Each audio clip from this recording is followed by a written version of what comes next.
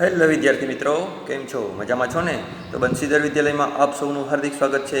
તો આજનો આપણો વિષય છે સામાજિક વિજ્ઞાન, ધોરણ 6, પાઠ 1, ચાલો ઇતિહાસ જાણીએ. તો એમાં આપણે આગળ જોઈએ ઇતિહાસના અભ્યાસીઓ કે જેઓ ઇતિહાસનો અભ્યાસ કરતા હોય, પુરાતત્વ શાસ્ત્રીઓ જેઓ ઐતિહાસિક જાણકારી બધી પ્રાપ્ત કરતા હોય, ઇતિહાસકારો અને પ્રવાસીઓ. તો કેવા કેવા વ્યક્તિ દ્વારા આપણે ઇતિહાસ જાણી શકાય છે? આ બધા વ્યક્તિ છે જે આપણે ઇતિહાસની માહિતી આપી શકે છે.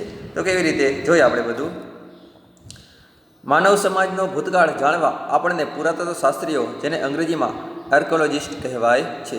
તો ઇતિહાસ જાણવા માટે આપણે કોની મદદ લેવી પડે છે? એટલે કોણ આપણે? તો કે પુરાતત્વ શાસ્ત્રીઓ. એટલે એને ઇંગ્લિશમાં શું કહેવાય છે? તો કે આર્કોલોજિસ્ટ કહેવાય છે. સંશોધન કરીને માહિતી આપે છે. તેઓ પ્રાચીન સ્થળો પર જઈ ઉત્ખનન કરીને મકાનો, સિક્કા, ઈંટો, પથ્થરો, ઓજારો, ખોરાકના નમૂના, મનુષ્યો અને પ્રાણીઓના હાડકાં વગેરે શોધીને તેનો અભ્યાસ કરી તે સમયના માનવીઓની સંસ્કૃતિ આપણે અવગત કરાવે છે. તો શું કરે છે કે કોઈ પણ જગ્યા હોય જ્યાં એને ખબર પડે કે અહીંયા આવી જૂનવાણી કોઈ વસ્તુ છે, એટલે કે ઉત્ખનન એટલે શું? કે શોધખોળ કરવી, કે એની તપાસ કરવી, કોઈ ખોદકામ કરવું, તેના દ્વારા અમુક જૂનવાણી વસ્તુ મળે, પછી તેના ઉપર તે રિસર્ચ કરીને અલગ અલગ તારણ કાઢે. પ્રાચીન કાળથી મનુષ્ય એક જગ્યાએથી બીજી જગ્યાએ પ્રવાસ કરતો રહ્યો છે. ઘણા પ્રવાસીઓ બીજા દેશોમાં જઈને ત્યાંના જીવનની નોંધ પણ કરતા હતા. આવા પ્રવાસીઓના પ્રવાસ વર્ણનમાં આપણને જે તે દેશના ઇતિહાસ અને સંસ્કૃતિની જાણકારી મળે છે.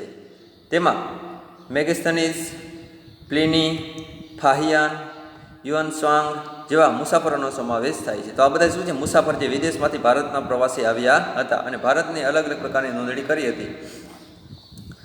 પુરાતત્વ શાસ્ત્રીઓ અને ઇતિહાસકારોના સંશોધનોથી આપણને ઉત્તર પશ્ચિમ ભારતમાં સિંધુ નદીના કિનારે પાંગરેલી મહાન સભ્યતાના દર્શન થયા છે.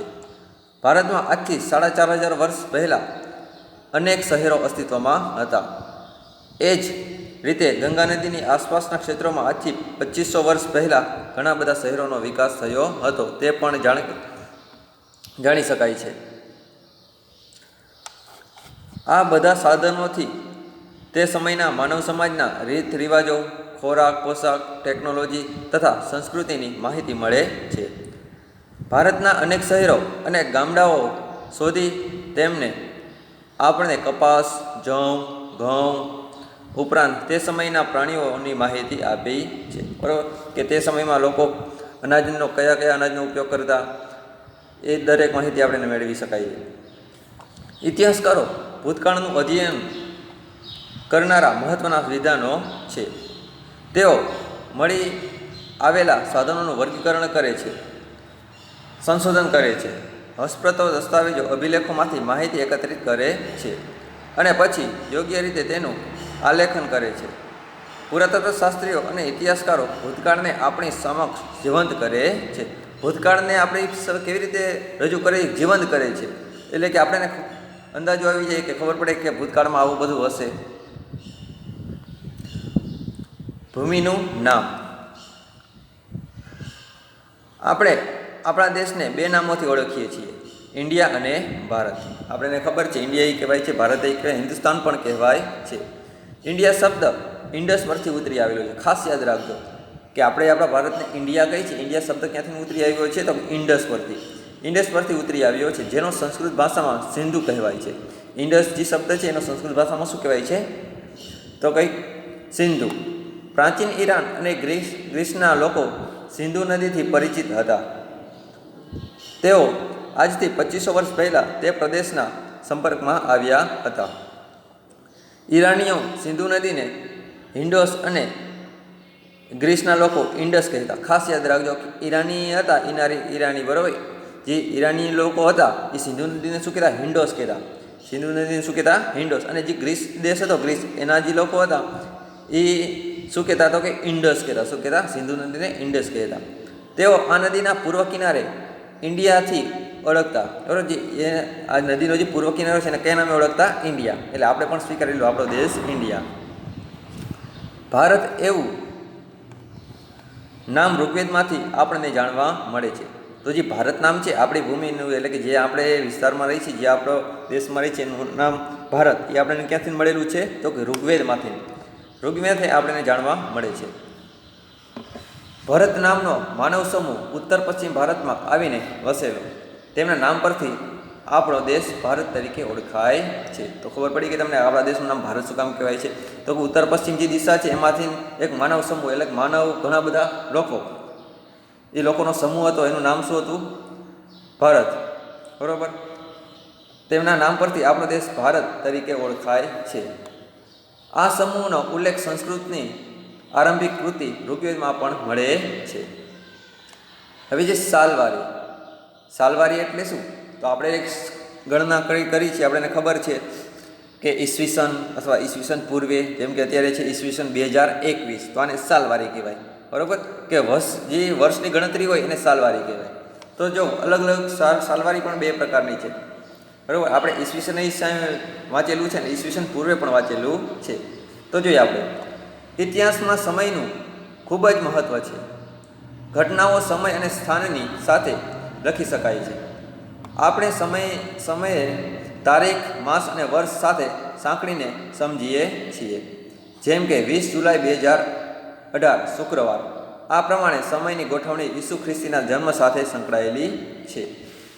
તો જે સમયની ગોઠવણી કોની સાથે સંકળાયેલી છે? ઈસુ ખ્રિસ્તીના જન્મની સાથે. ત્યારથી ઈસવીસનની ગણતરી આપણે ચાલુ કરેલ છે આખા વિશ્વએ, અને આખા વિશ્વએ તે અપનાવેલ છે. ખ્રિસ્તી ધર્મના સ્થાપક ઈસુ ખ્રિસ્તીના જન્મને દુનિયામાં કાળગણના સાથે જોડવામાં આવ્યા છે.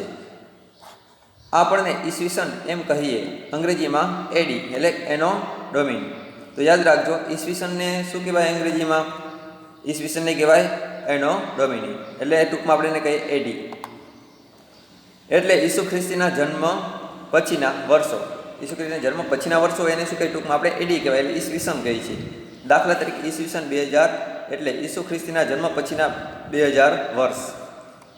એ જ રીતે ઈસવીસન પૂર્વે એટલે કે એની પહેલાં, એના જન્મની પહેલાં. બીસી એટલે બિફોર ક્રિસ્ટ, ટૂંકમાં એને શું કહેવાય? બીસી.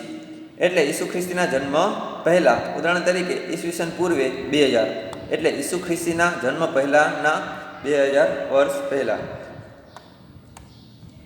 આમાં જો સમજો, ઈસવીસન પૂર્વે બીસી એટલે કે જે 0 છે, 0 એને આપણે શું કહેવાય છે? કે ઈસુ ખ્રિસ્તીનો જન્મ. બરાબર. ઈસુ ખ્રિસ્તીના જન્મ પછીના જે સમય હોય, જે વર્ષો, એને આપણે ખાલી ઈસવીસન કહીએ છીએ. અને એના પહેલાંના જે વર્ષોની ગણતરી હતી એને આપણે શું કહીએ? ઈસવીસન પૂર્વે. ઈસવીસન પૂર્વે એટલે બીસી, ઈસવીસન એટલે એડી. તો જો આ છે પહેલી સદી. બરાબર, આપણે ઊંધેથી જોઈ તો કે પહેલી સદી, પછી બીજી સદી એટલે ઈસવીસન પૂર્વે પહેલી સદી, ઈસવીસન પૂર્વે બીજી સદી, ત્રીજી, ચોથી ને પાંચમી. પછી અહીંયા ઈસવીસન, તો એટલે એના જન્મ પછી તો પહેલી સદી, બીજી, ત્રીજી, ચોથી, પાંચમી, એ રીતે આપણે ગણના કરીએ છીએ. ઇતિહાસમાં ઈસવીસન પૂર્વે અને ઈસવીસનને સમજાવતી સમયરેખા, એ આપણે સમયરેખા જોઈએ. હવે જોઈ, ઘણીવાર સાલવારીને એડીને બદલે સીઈ અને બીસીને બદલે બીસીઈ તરીકે પણ લખવામાં આવે છે. તો યાદ રાખો, એડીને બદલે ઘણીવાર શું લખાય છે? સીઈ, અને બીસીને બદલે શું લખાય? બીસીઈ. સી એટલે કોમન એરા, શું કહેવાય? સામાન્ય કે સાધારણ યુગ. જ્યારે બીસીઈ એટલે બિફોર કોમન એરા, એટલે કે સામાન્ય કે સાધારણ યુગ પૂર્વે. ખ્રિસ્તી ધર્મ વિશ્વના મોટાભાગના રાષ્ટ્રો સાથે સંકળાયેલો હોવાથી અનેક રાષ્ટ્રોની જેમ આપણે ભારતમાં પણ આ જ સાલવારીનો પ્રયોગ કરીએ છીએ. ઘણીવાર બીપી એટલે કે બિફોર પ્રેઝન્ટ શબ્દનો પણ ઉપયોગ થાય છે. આટલું જાણો. બીસી એટલે કે બિફોર ક્રાઇસ્ટ, એડી એટલે એનો અને ડોમિની, એવા બે શબ્દો મૂળ ગ્રીક શબ્દો છે. તો આ એનો ડોમિની કયા શબ્દ છે? તો કે મૂળ ગ્રીક શબ્દ છે, જેનો અર્થ in the year of god. શું થાય? In the year of god એટલે કે ભગવાનના સમયનું વર્ષ થાય છે. દાખલા તરીકે એડી 2018. શિલાલેખ એટલે પથ્થર પર કોતરીને લખાયેલો લેખ, એને શું કહેવાય? શિલાલેખ. આગળ આપણે જોયું ભોજપત્ર, એ પણ જોયું આપણે. ભુર્જ નામના વૃક્ષની પાતળી આંતરછાલ, જેના પર પ્રાચીન સમયમાં ગ્રંથો લખાતા. ઇતિહાસ જાણવાના અન્ય સ્ત્રોત જેમ કે અભિલેખો, ઇતિહાસકારો, પ્રવાસીઓની વિશેષ માહિતી તમારા શિક્ષકને પૂછો. તો આપણું ચેપ્ટર અહીંયા પૂરું થાય.